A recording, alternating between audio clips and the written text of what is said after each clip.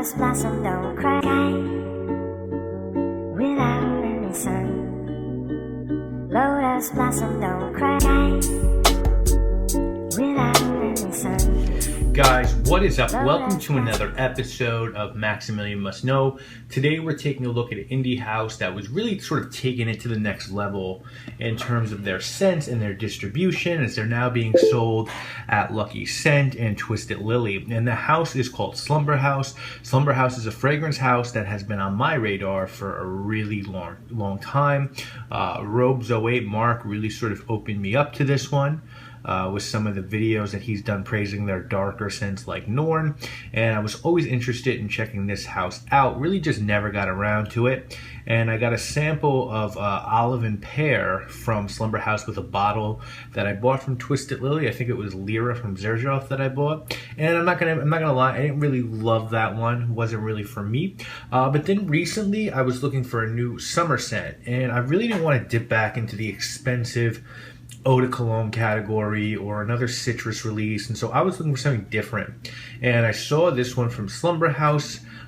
Maybe not a stereotypical summer scent, but very much lighter notes, at least in terms of some of their other offerings like Norn, Jake, or Vict, etc. So I just blind bought it, guys. I'm just blind bought it.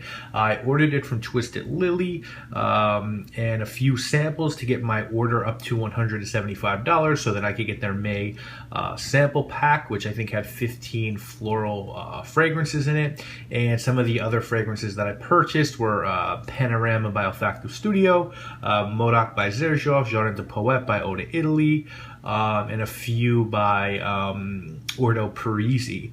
Before we talk about Kiste, let's really quickly talk about Slumberhouse. Slumberhouse was a fragrance house started by a gentleman named Josh Loeb. He's from Portland, and his goal with the line was to push the boundaries of the way that people perceive perfumes and to treat perfume enthusiasts like they are all perfumers themselves. He really wanted to eliminate simple and redundant themes in order to push perfume forward, and so he focusing on making small batch fragrances that are really rich and complex in composition, and there are currently about 18 scents in his catalog. This was the latest, and the concept behind this one was to take us through Alice in Wonderland via the American South.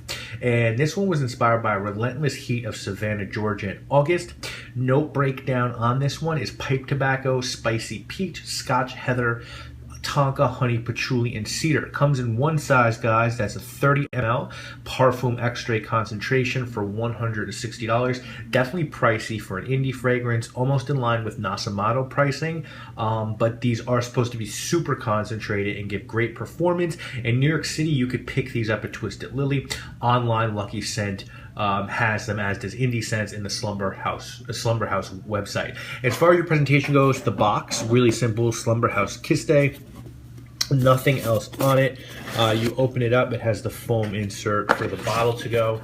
The bottle, I actually really like Slumberhouse's older bottles with the sort of glass beads in them, the circular bottles, but I understand there were some serious production issues with those. So the current bottles sort of resemble tiny flasks. It is 30 ml. It does have Slumberhouse engraved onto the metal cap. The cap is very heavy and feels nice in the hand, and the sprayer isn't 100% flush with the bottle, which, I don't love aesthetically, but hey, I mean, that's not a reason to, to really criticize the fragrance. The sprayer works really well. I don't want to spray anymore, as this juice is pretty expensive when all said and done. So as far as what this one is, first off, I want to say that I love the fact that Slumberhouse came out here and did something really different, and that's a summer scent that has some fruit aspect to it that's completely different than any other scent out there, and to me that's awesome, and that's what I love about fragrances and why I always try to be engaged in what's going on. And this one really opens up with a sticky accord, almost a sticky accord of peach. To me, that almost smells like peach Snapple iced tea with some pipe tobacco and whiskey. It's really difficult to explain this one because there's really not a frame of reference, but here's the picture I paint for you to think about this fragrance. Imagine it's the 4th of July, you're in Georgia, you're out for the night with your significant other, you're gonna watch the fireworks, you're laying on a blanket, you guys have a peach Snapple bottles, half filled with peach Snapple and the other half filled with whiskey, and while you guys are sitting there under the stars, waiting for the fireworks, drinking your homemade concoction, someone's smoking a pipe not too far from you, and that hot night summer air, the peach, the booze, the tobacco is all coming together to create this heady and very sexual aroma.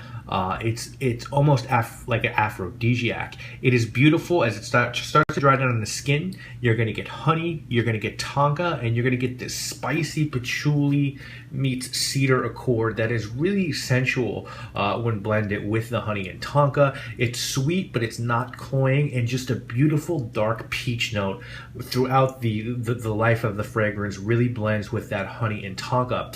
It's parfum extrait, so you're going to get excellent performance out of this one. It's going to project, and it's going to last all day and all night, so you definitely do want to be careful with that sprayer. It is without a doubt a unisex scent. I think women might be more comfortable wearing this one, but it works really well for either sex, and believe it or not, I think this is a real warm weather scent, and you might look at the note breakdown and wonder how could that be, and that makes sense, but trust me, it just really blooms in the summer, smells really sultry and seductive coming off someone's skin. It's not summer yet, but we've had dog days here in New York, and it just really shines in that. I think this one could get easily lost in the bitter cold, and certainly Slumberhouse has plenty of fragrances to wear in that sort of weather. I think this is a excellent date scent, romantic scent, night out scent. I wouldn't wear this in the daytime or to work. I think whether a man or a woman wears this one, it's almost like a pheromone, and I think you want to treat it as such. If you're unable to get your hands to this and are looking for something similar, I can't really come up with any real comparisons. It's really unique. If you're looking for that sort of blend of whiskey and tobacco, you could definitely look at New York Man by M. Voyage. There's no shortage of sort of pipe tobacco scents out there, like Tobacco Vanille, obviously by Tom Ford, Tabac Rouge by Phaeton. There's no shortage of whiskey scents out there, but doing the spicy peach with the tobacco and the whiskey just sort of puts this one in its own league. If someone were trying to talk you into purchasing this one, I think they would tell you you're getting that Slumberhouse quality. This one has real sex appeal to it. It is completely unique, and finally a summer scent that really lives up to the note breakdown and the price tag. I think if someone were trying to convince you to not purchase this one, they might say that it's not the most versatile fragrance in the world. It is expensive, and it might not be everyone's idea of a summer scent. If you're looking for something light and refreshing, that's definitely going to get you compliments. If you go sailing, yeah, this might not be the fragrance for you then. To me, I think of this one as just a gorgeous fragrance. Slumberhouse is the real deal. It's a house that takes this art deadly seriously.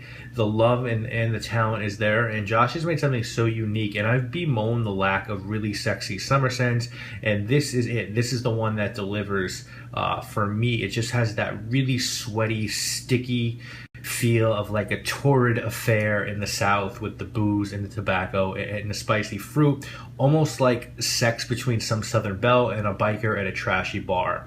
And I mean that as a huge compliment. It's probably never said, that sentence has probably never been said as a compliment about anything, but it's just not too often that a scent can really create a scene for me. And Kiste has done that, and this is a scent that makes me think each and every time that I smell it. It's almost like a new experience, and I'm going to give Kiste a 9 out of 10. Only taking a point off because it is pricey. I prefer the original Slumberhouse bottling, but that's nitpicking. And I found a summer staple that I hope I can use as an agent of seduction for many years to come. How many times have I said that if you want to find the new ideas and new concepts in perfume, you need to go to the niche side of things, and I think this validates that argument. No one else out there is doing juice like Pear and Olive and Kiste and Norn It's just unique hit after unique hit with Slumberhouse.